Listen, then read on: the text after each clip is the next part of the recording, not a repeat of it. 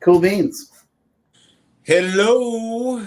26-year-old son we suspect is back using. We have put him through treatment, sober livings, interventionist, case management, blah blah blah. Followed every suggestion. We said we were done, but now they're starting to probably what every family starts like. We want to be done financially done, but I don't want my kid homeless and stuff. Like every family I've talked to, like if it means spending more money, I'd much rather have him knowing he's safe than. Yeah. What do you have this? You have a family that is not necessarily complaining like we're running out of money, so it's probably, but they're like, it's sooner or later we got to come to an end, right? What is an end? Well, so this is a great question, by the way. This is my typical family. Yeah. This is my bread and butter.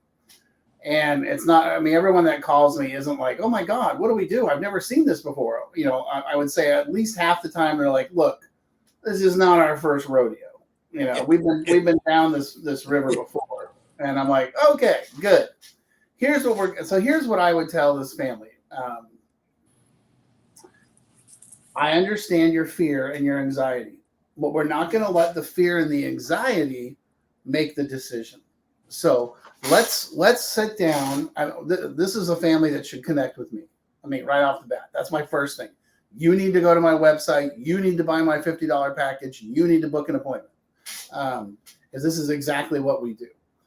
And what we're going to do is we're going to talk about setting some boundaries in 3 categories. And the first one is drugs and alcohol. And we're going to make it clear, no drugs, no alcohol. And we're going to put accountability in there. And that accountability is going to look like drug testing, breathalyzing. And if they pass the tests, then the benefits arrive. If they don't, then they don't. But we'll talk about that. Okay? Because everyone's like, wait. I'm like, no, let me finish. The next section is work or school. So at 26, I'm guessing he's probably hasn't finished college or went to college or what. But if you're supporting it, if you're thinking about supporting him financially, I would say, okay, sure, that's fine. He has to work full time or go to school full time or some combination of the both or be in treatment. And then, so it's not just you shelling out money for him to hang out and play video games and get high. Okay.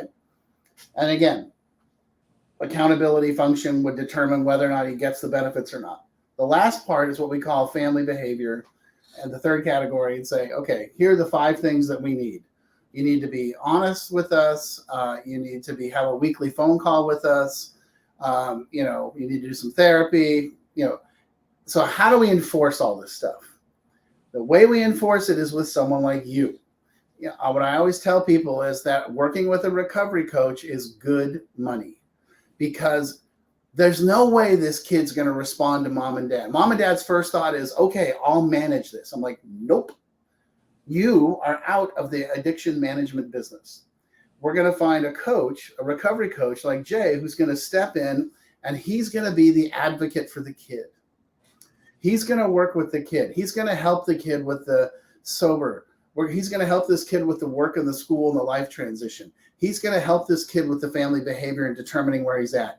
And if it's alcohol and marijuana, we're going to give him 30 days to get it together. If it's anything worse, we're going to go straight to the intervention and treatment. There's a step-by-step plan outlined in my books and my videos, and that's where this comes from. But this is the difference between just saying, you got to get sober or you're out. We're not saying that. We're saying we will help you, but here are our conditions. And I got to tell you, every family I work with is like, he won't do it. I'm like, I know, but let's just do this anyway. Offer him a solution. Say, I'll pay your bills. I'll help you, but you got to get sober and stay sober. You got to get a job and keep a job, and you got to stop being a dick. And I'm going to provide you with someone that's going to help you. And let's see how it goes. And I got to tell you, I met with a family last week that I hadn't talked to for about a month, and I had laid this plan out, had no idea whether or not it was going to work. They're like, oh, I'm sorry, we didn't tell you. She called them, working with them, rock and roll. Everything's great. I was like, how about that? I mean, everything's not great. Yeah. But it's happening. And that's the thing, is that we got it. A lot of times the person that's struggling with addiction is, they're not going to respond to mom and dad telling them what to do. But they will respond to somebody saying, hey, I'm here to help you. I will say this, and so it sounds like they're going through. I mean, they've gone through, and so my personal question would be: is this rinse and repeat? I mean, so if the family reaches out to you, there's there seems to be, they send him to treatment. He goes, works with a coach. 6 months down the road, kind of relapses again. Is this a rinse and repeat kind of? I think this is where the family's at. Like, they've done this, they've gone through all of it. Is there ever? I think is there an end where this doesn't kind of? Yeah, I mean, I would definitely. I guess the thing I would say is that. So let's say they engage with you, and the kid can't get. He does the 30 days, but he can't do the other 30 days. He just can't get to 45. Then it's time. So what that tells me as a clinician is that we have to up his level of care. So then it's like, well, evidently recovery coach wasn't good enough. So what we got to, not good enough, but wasn't enough support. So what we're going to do is put you into an integrated sober living that has support, and that's going to be, we're going to go to the next level. If you want our support, this is what it looks like. That's the measurement. And then when they're engaged, you're going to be like, and we want you to understand, this is not going to be for the rest of your life. This is going to be for X amount of time, depending on our finances and our abilities. And then at that point, we're going to cut back, and the whole idea of this process is for you to become self-supporting and get it together.